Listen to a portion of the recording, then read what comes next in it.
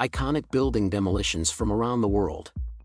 Many of the world's most recognizable structures, such as Notre Dame and the Taj Mahal, appear to attract such a consistent volume of visitors and to be held in such high esteem by people all over the world that there is no possibility that they will ever be put up for auction or destroyed. Even a significant fortune was not enough to protect a building from the possibility of being destroyed by a wrecking ball. The wealthy American industrialist family known as the Vanderbilts tore down many buildings on Manhattan's Fifth Avenue in the late 19th century so that they could build their residence there. However, several decades later, when the family ultimately sold the structure to a developer, the developer took no time in tearing the mansion down much as the Vanderbilts had done in the past. Number 9. Vanderbilt Houses NYC. The mansion that Cornelius Vanderbilt and his wife Alice erected on the ground after demolishing 3 brownstones on Fifth Avenue in New York City in the 1870s became the largest single-family home in the city's history. Cornelius stated that he wanted to compete with the nearby Plaza Hotel, so over several years, he acquired even more brownstones to tear them down to make room for extensions to his property. In 1927, Alice fulfilled her goal of ridding herself of the frigid mansion by selling it to a real estate developer. This particular developer lost little time in tearing down the home to make space for the construction of new structures. The address of the original mansion is currently occupied by Bergdorf Goodman. There are several places in New York City where you can still find remnants of the mansion. The main gates of the mansion are now Central Park. 2 of the mansion's 6 sculptural reliefs are still installed in the Sherry Netherland Hotel, and the mansion's entrance hall fireplace, along with various artwork, is on display at the Metropolitan Museum of Art. Number 8. Penn Station NYC. Visitors to the relatively drab Penn Station of today may be surprised to learn that the bustling train depot was originally a beautiful and imposing building created by renowned architects McKim, Mead and Amp, White at the turn of the 20th century. The building dates back to the turn of the century. The former Penn Station was a beautiful Beaux-Arts fortress, as described by one of the building's architects. It included travertine quarries from Italy with ceilings that reached 138 feet. In the 1950s, the station was losing too much money due to competition from airplanes and automobiles to continue operating. In the 1960s, a proposal was developed to transfer the train station below ground to make room for a sports stadium called Madison Square Garden above ground. Penn Station in its current iteration processes more than 3 times the number of passengers that it was intended to, and it's likely that a good many of those passengers secretly long to be roaming the corridors of the older station. Number 7. Singer Building NYC. When it was finished being constructed in 1908, the Singer Building in downtown Manhattan was the tallest structure in the world.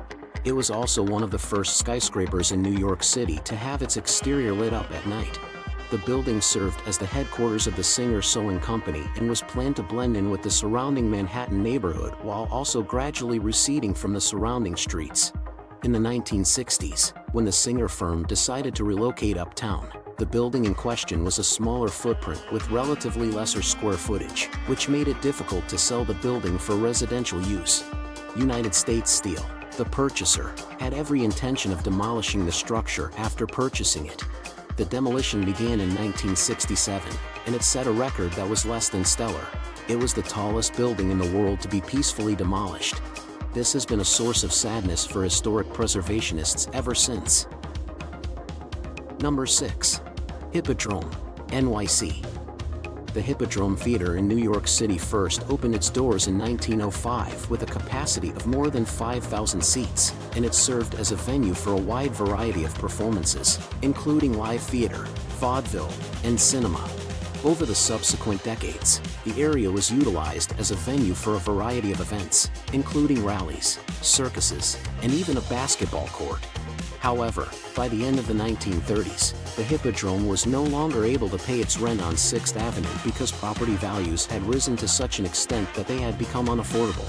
After being shut down in August of 1939, it was dismantled the following year.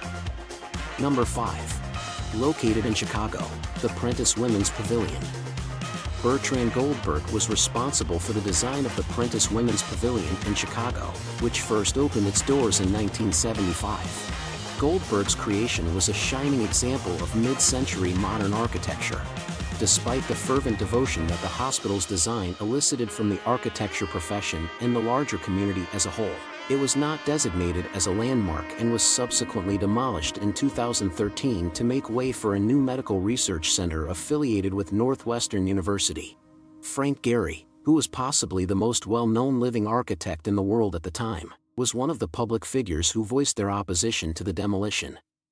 Number 4. Savoy Plaza Hotel, NYC. During the height of the Jazz Age in the 1920s, the luxurious Savoy Plaza Hotel opened its doors overlooking the world-famous Central Park in New York City. When the hotel was sold to General Motors in the 1960s so that the Auto Corporation could demolish it and put up a building of its own, huge rallies rose in opposition to the demolition of the Beaux-Arts edifice since it was regarded as such an iconic embodiment of the city's jazz period heritage. Counted among the targets of the protesters' anger? A boycott of General Motors, spearheaded by some of the wealthiest ladies in New York, as well as a funeral week for the hotel, organized by various schools of architecture. Number 3. The Sutro Bats are located in San Francisco. When a self-made millionaire established the Sutro Bats outside of San Francisco in 1894, he had the notion to give the city's citizens an ocean pool aquarium on a rocky cliff with an accompanying bathhouse that would be accessible for a reasonable cost for cooling down, relaxing, and getting into nature. He did this to give the city's residents a place to get away from the city's hustle and bustle and enjoy the outdoors. Sutro Bats enjoyed enormous popularity for many years, but during the Great Depression, money for leisure activities dried up, public transit to the Bats suffered, and new public health laws made it more difficult to operate the pools. Nevertheless, the Bats remain open to this day.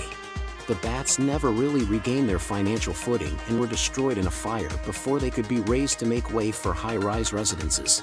The Bats never truly recovered their financial footing. Number 2.